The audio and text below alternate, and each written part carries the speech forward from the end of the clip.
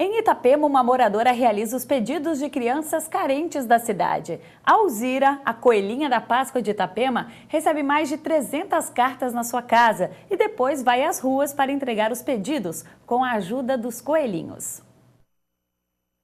Quando a Páscoa se aproxima, é assim que fica a casa da Alzira.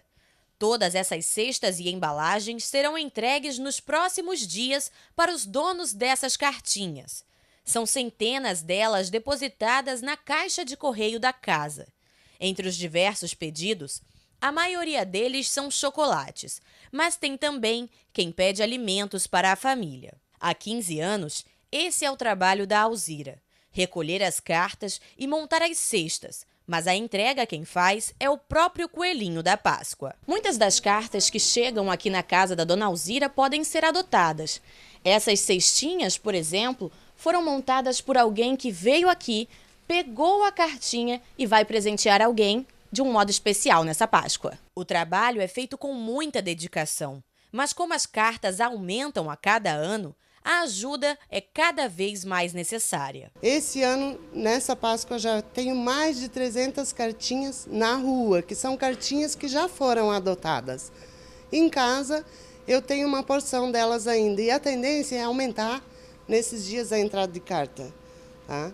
Então eu preciso muito que as pessoas se prontifiquem a colaborar com doações, com guloseimas que vai dentro de cestinha para a gente montar essas cestinhas, que tem muita, tá? E a gente pretende conseguir alcançar o objetivo de realizar todos os pedidos dessas crianças, entregar para todos que entrou a cartinha, entregar a sua cestinha. Todas essas cartas serão entregues até o domingo de Páscoa, mas o trabalho da Alzira não para. E sabe do que mais? Ela nem pensa em parar. Eu não consigo mais viver sem isso. A minha vida é essa função, eu não consigo mais parar. Tu entende? Ó, termina Natal, tu nem terminou bem o Natal, já é a Páscoa. Tá? Terminou o Natal, a Páscoa já é Dia das Crianças, né? Terminou o Dia das Crianças, já é Natal de novo, né? Então, a minha vida parece assim que não tem mais sentido sem eu estar fazendo isso. E é muito gratificante tu chegar na casa de uma criança assim bem carente, que ela fez o pedido e o pedido dela foi atendido, sabe? Não existe nada mais gratificante. E isso eu digo de coração.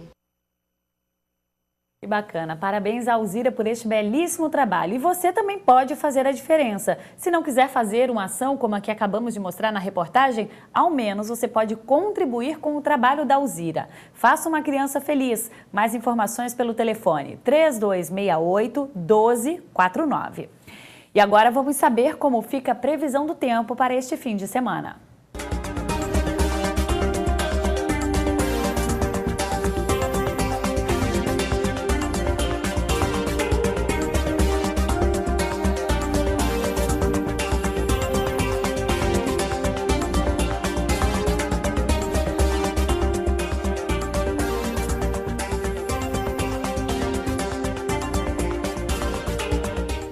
E o final de semana chegou. Neste sábado, continua o predomínio de nuvens. Algumas aberturas de sol e chuva são esperadas pelo oeste, serra e sul, avançando para outras regiões ao longo do dia.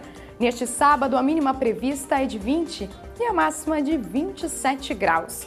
Já no domingo, o dia todo deve ser chuvoso. E na parte da tarde é que o sol, ainda que tímido, aparece. A mínima prevista é de 18 e a máxima de 25 graus. Vamos conferir agora no gráfico como fica o final de semana para outras regiões do estado. Em Florianópolis, no sábado, o dia deve ser nublado, com possibilidade de chuva a qualquer hora. A variação de temperatura fica entre os 21 e os 27 graus. No sul do estado, em Criciúma, também pouca chuva esperada. Já no oeste de Santa Catarina, só chama a atenção para a chance de chuva forte. Bom, por hoje é só, a gente se vê novamente na segunda-feira. Tenham todos um ótimo final de semana. E agora vamos falar das últimas ocorrências registradas na região, no estado e também no mundo. Algumas empresas de pesca da região de Itajaí, investigadas na Operação Poseidon da Polícia Federal, vendiam pescado por valor 3 vezes maior que o praticado no mercado, de acordo com as investigações.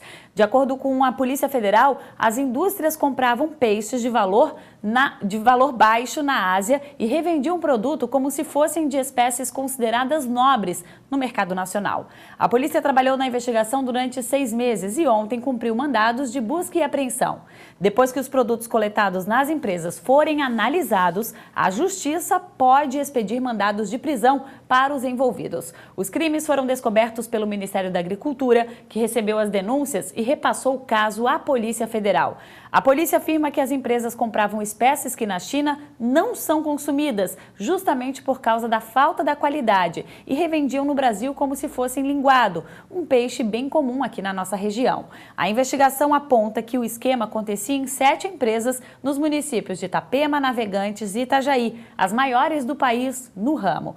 Uma das fábricas investigadas teve a produção interrompida e as entregas suspensas por 10 horas, enquanto os policiais realizavam as investigações e as coletas dos materiais. E agora nós vamos conversar ao vivo por telefone com Dario Vitali, diretor da empresa Vitalmar, uma das que está sob investigação pela Polícia Federal. Boa tarde, Dario. Para você as denúncias são improcedentes, é isso? Veja, nós hoje... Alô? Oi, pois não, Dario. Hoje pela manhã nós estávamos analisando a situação, pois estava fora no dia de ontem, e o que nós constatamos é o óbvio. O Ministério da Agricultura tem livre acesso a qualquer dia, qualquer hora, às instalações da empresa. Para fazer o que foi feito ontem, ele pode fazer sem pedir ajuda a alguém. Ele já vem fazendo isso sistematicamente, que também é função dele. Certo. Que fique claro uma coisa, o Ministério da Agricultura está dentro das empresas.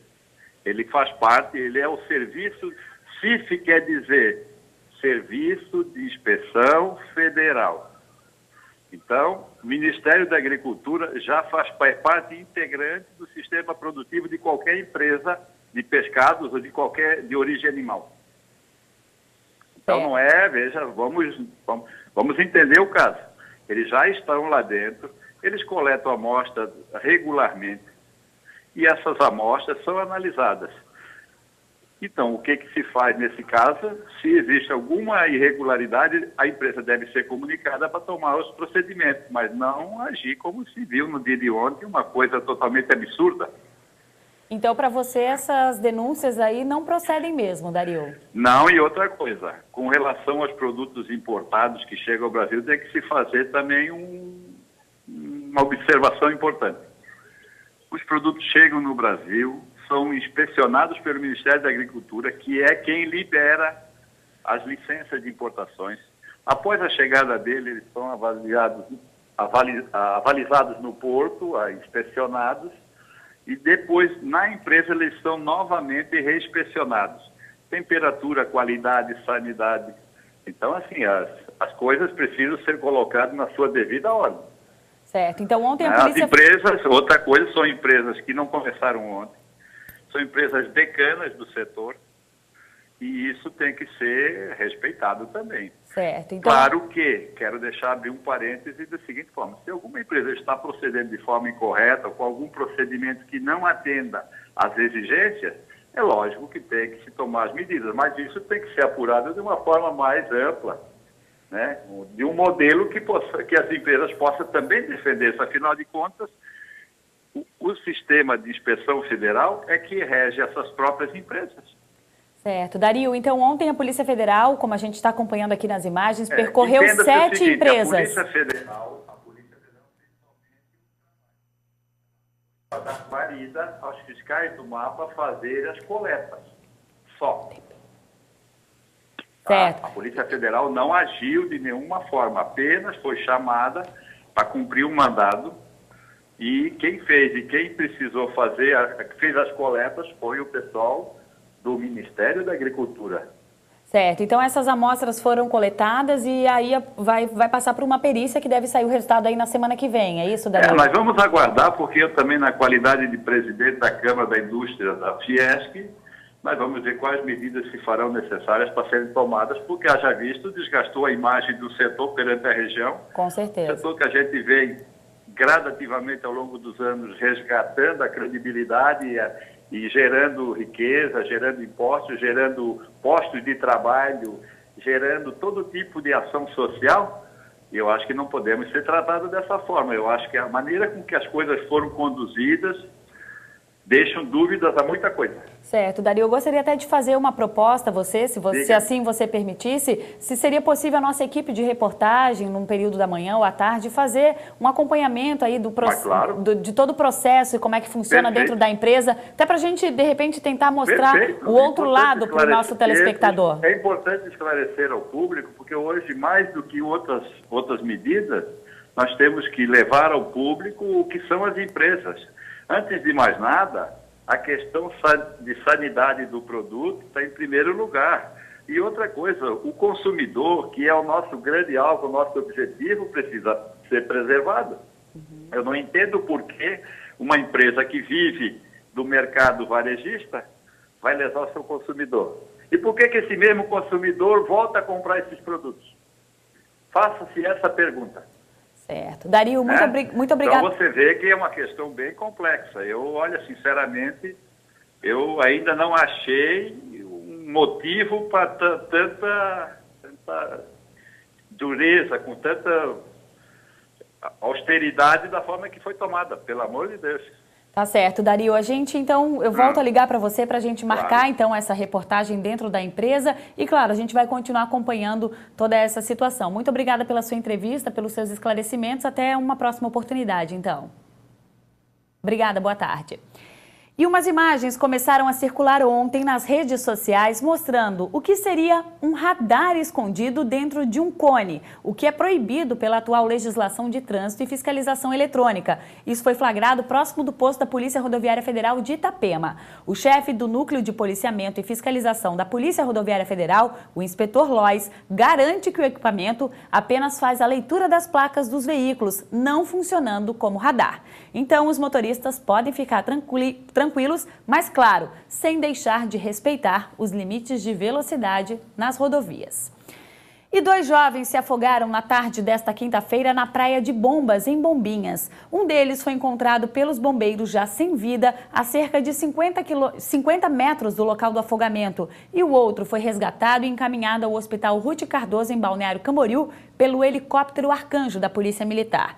Conforme o Corpo de Bombeiros, Matheus Felipe de Oliveira Silva, de 19 anos, e Gabriel Oliveira Zanella, de 15, eram primos e estavam brincando com uma bola no mar, junto com o pai de Gabriel, por volta das 3h30 da tarde. Segundo o relato do pai aos bombeiros, ele havia saído da água para buscar uma máquina fotográfica e, quando retornou, os dois estavam se debatendo e pedindo ajuda. Ele conseguiu tirar Gabriel já inconsciente e só teve tempo de ver Matheus afundando. Os bombeiros chegaram logo em seguida e encaminharam o adolescente até a Policlínica de Bombas, onde foram prestados os primeiros socorros. Já o corpo de Matheus foi encontrado às 7h30 da noite e encaminhado ao IML de Balneário Camboriú.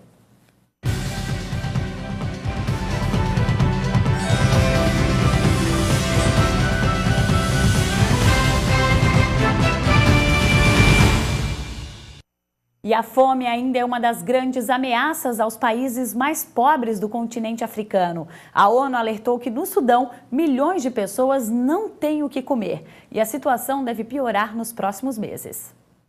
Aproximadamente 3,3 milhões de pessoas no Sudão vivem em situação de insegurança alimentar. E esse número deverá chegar a 4 milhões nos próximos meses. O alerta foi feito nesta quinta-feira pela Organização das Nações Unidas para a Alimentação e Agricultura, FAO. O aumento é resultado da intensificação dos conflitos na região, que provocam deslocamentos em massa e da baixa produção de cereais.